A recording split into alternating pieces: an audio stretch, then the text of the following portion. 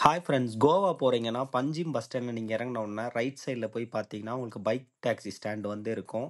ரேப்பிடோவை எல்லாம் இங்க பேன் பண்ணுங்க அப்படிங்கிற சொல்லிட்டு இருக்கிற டைம்ல, அங்க பார்த்தீங்கன்னா, ரோட்டரி கிளப் பனாஜி அப்படிங்கிற பார்த்தீங்கன்னா, அவங்க போர்டுலாம் வச்சு கீழ பார்த்தீங்கன்னா, பைக் டாக்ஸிக்கு நீட்டா எல்லோ கலர் வண்டி, கீழ பாருங்க, கீழ ரோட்ல எழுதியிருக்கும் பாருங்களேன்.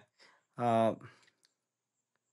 மோட்டார் வெஹிக்கிள் டாக்ஸி ஸ்டாண்ட் அப்படின்னு போட்டிருக்குங்களா, போட்டு பைக்கெல்லாம் கரெக்ட்டா எல்லோ கலர் பெயிண்டிங் பண்ணி, அதில வந்து பார்த்தீங்கன்னா, டீங்கிறதெல்லாம் சிம்பிளா மென்ஷன் வந்து பண்ணியிருப்பாங்க.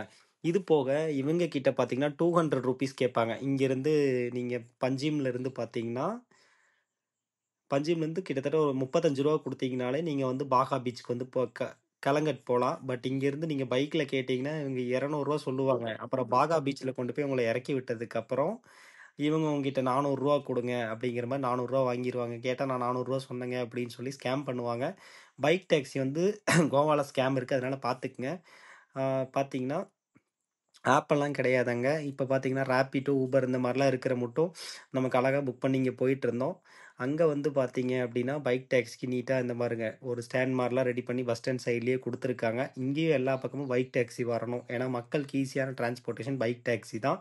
கோவா போறவங்க இந்த ஸ்கேம்ல வந்து சிக்கிறாதீங்க. ரூ. 200 சொன்னானா கடைசில ரூ. 400 கேட்பான். அதனால பார்த்து அந்த பேமெண்ட் முடிஞ்ச அளவுக்கு ஒரு வீடியோ எடுத்துக்கங்க. எடுத்துட்டு நம்மளும் பைக் டாக்ஸில வந்து